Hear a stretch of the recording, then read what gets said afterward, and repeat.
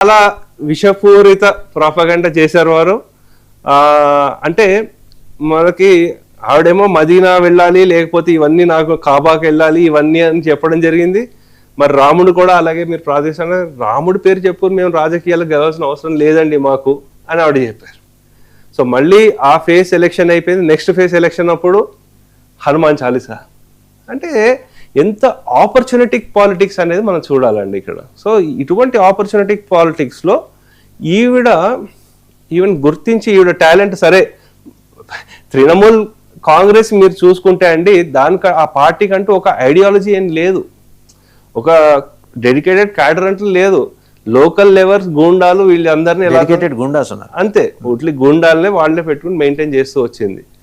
మీరు ఇంకోటి అబ్జర్వ్ చేయండి, తృణమూల్ కాంగ్రెస్ ఎందుకంటే దీనికంటే చాలా ఘోరంగా తమిళనాడులో ఏఐడిఎంకే డిఎంకే కూడా ఓడిపోయాయి. 1991లో 2 సీట్లు డిఎంకేకి వచ్చింది.